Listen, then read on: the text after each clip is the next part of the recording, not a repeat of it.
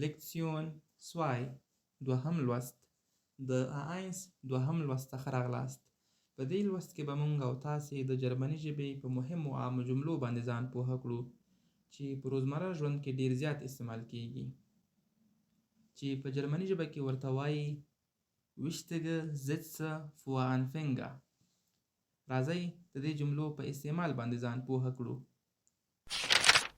Danke oder Dankeschön مننه. Danke oder Dankeschön په معنا د مننې دی. Vielen Dank ډیره زیاته مننه.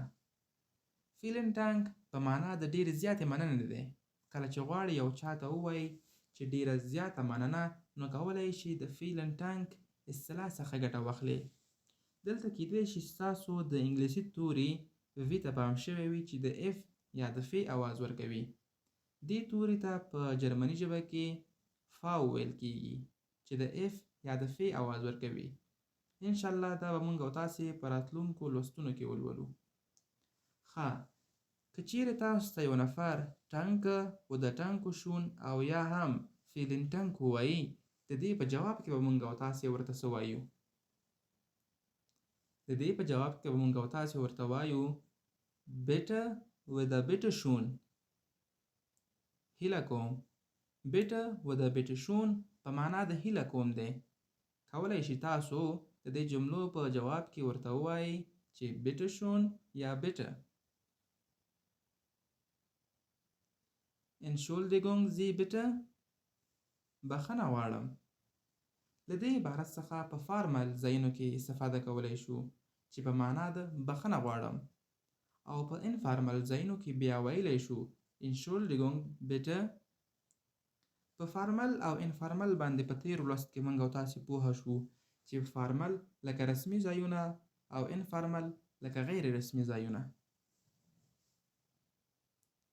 Es tut mir leid. زه بخښنه غواړم. Es tut mir leid په معنا د زه بخښنه غواړم. خو ګرانو دوستانو، دلته مو یو ټکي ته پامي چې دا د ټوټ کلمه یو اندازه اوږد تلفظ کیږي. لنډ به یې نه تلفظ کوئ. Es tut mir leid. Wie bitte؟ زه بخښنه غواړم. څه؟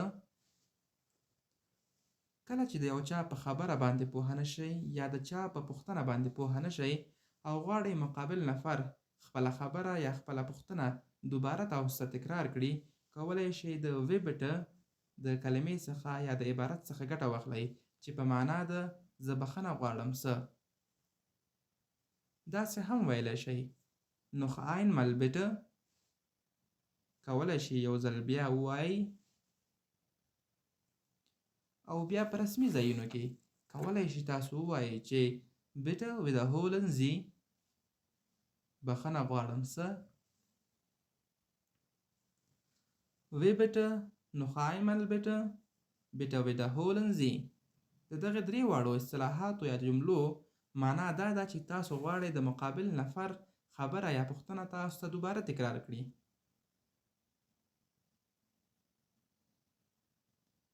Sprechen Sie Deutsch؟ تاسو په جرمني ژبه خبرې کوئ؟ که چیرې تاسو په جرمني ژبه خبرې کوئ، کولی شئ ورته په جواب کې ووایئ Ja, ich kann Deutsch sprechen.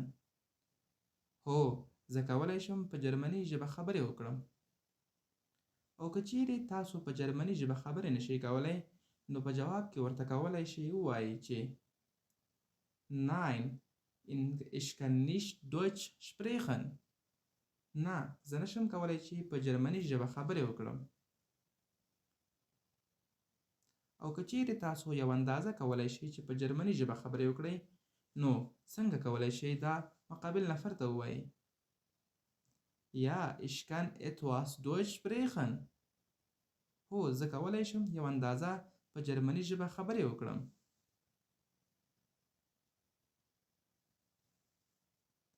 Ich verstehe nicht. زه پوه نه شوم. کله چې د یو چا خبره درک نه کړئ یا د یو چا په خبره باندې صحیح پوه نه شئ، نو تاسو کولی شئ Ich verstehe nicht ووایئ، او یا هم داسې Ich weiß nicht. زه پوه نه شوم. دلته به تاسو بیا هم بیټا علامه یا لکېداره بیې ګورئ چې دلته د ډبل اس یا د پښتو سي اواز یې ورکړی دی. Ein Moment bitte. یو لحظه صبر. د ein Moment bitte اصطلاح څخه یا جملې څخه موږ او تاسې کله ګټه اخیستلی شو؟ کله چې یو نفر ته غواړئ ووایئ چې یو لحظه صبر وکړه، نو کولی شئ ورته ووایئ چې ein Moment bitte. یو لحظه صبر. kein Problem. مشکل نشته. kein Problem په معنا د مشکل نشته. ګرانو دوستانو، دا و د جرمني ژبې مهمې عامې جملې او عبارتونه چې په جرمني ژبه کې ډېر زیات استعمال کیږي او ډېر زیات اورېدل کیږي. راځئ دغه مهمې جملې او عبارتونه را سره له سره تکرار کړئ. danke مننه. danke schön مننه. vielen Dank ډېره زیاته مننه. bitte هیله کوم. bitte schön هیله کوم. entschuldigung Sie bitte بخښنه غواړم.